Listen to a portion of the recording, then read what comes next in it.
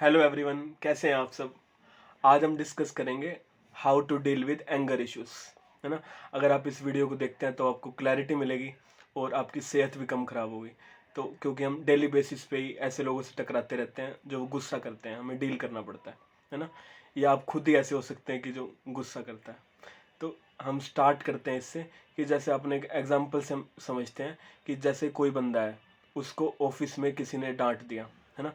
तो वो गुस्सा हो गया। इस तरह से गुस्से का पैटर्न चलता है जो मैं आपको बताना चाह रहा हूँ कि जैसे मान लो ऑफिस में उसके बॉस ने उसको डांट दिया। अब वो घर आएगा और घर आएगा वो अपनी वाइफ को डांटेगा, तो वो गुस्सा ट्रैवल कर गया। अब वाइफ, अगर कोई बच्चा है उसका, अगर वो नहीं पढ़ रहा तो वो उसे डांटेगी।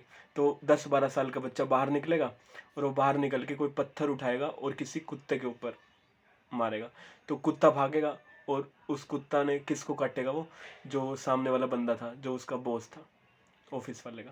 तो इस तरह से कर्म ट्रैवल करता है। तो आज हम इसी चीज़ के ऊपर डिस्कस करेंगे कि हमें कैसे डील करना है। तो जो सबसे बड़ा रीज़न है ना गुस्से का, वो क्या है, वो है कि फियर, है ना। अगर हमें फियर होता है तभी हम गुस्सा करते हैं। आपको इस बात को समझना होगा कि अगर कहीं फियर नहीं है तो आप गुस्सा नहीं करेंगे। आप अपने, कोई आपका पड़ोसी आया, कोई रिक्शे वाला है ना, एवं ही कोई नॉर्मल बंदा है, आप उसको नहीं डांटोगे, है ना। आप उसके ऊपर गुस्सा करोगे जिससे आपको कोई फियर है। और दूसरी चीज़ क्या हो सकती है, लॉस ऑफ कंट्रोल। अगर आपको कहीं लगता है कि कोई चीज़ मेरे काबू में नहीं आ रही, पर आप उसे काबू में करना चाहते हैं, तो आप गुस्सा करेंगे, है ना। तो हमें उस चीज़ को अपने काबू में नहीं करना है। लेट्स से आपकी बीवी आपको कहती है कि तू मुझे छोड़ के चल तो नहीं चला जाएगा, है ना।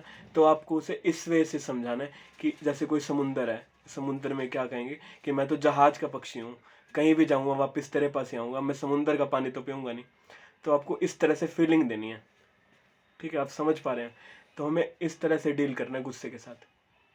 और अगर कोई आपका बॉस या आपके फैमिली में कोई आपके ऊपर गुस्सा करता है, तो आप उसे ये भी कह सकते हैं कि आप रेगिस्तान गए हैं, वो कहेंगे हाँ। तो रेगिस्तान में अगर आप हाथ है, अगर आप अपने हाथ के अंदर रेत को उठाते हैं और रेत को आप जितना ज़्यादा कंट्रोल करने की कोशिश करेंगे ना, जितनी अपनी मुट्ठी को दबाएंगे, वो रेत उतनी फिसलेगी। तो आप सामने वाले को कह सकते हैं कि मैं वो रेत हूँ, अगर आप मुझे ढीला छोड़ दोगे तो मैं बिल्कुल रहूँगा आपके साथ, मैं कहीं नहीं जाऊँगा। और आप ये भी कह सकते हो कि मैं एक धुआं हूँ, है ना। धुआं बनने का ट्राई करो, आपको फ़र्क नहीं पड़ना चाहिए वो सामने वाला आपको ऊपर गुस्सा कर रहा है तो, है ना। क्योंकि चिल्लम चिल्ली करने वालों के पीछे बहुत बड़ा फियर होता है। तो हमें इन चीज़ों से कंट्रोल करना है और तभी हमारी लाइफ में सुकून आएगा।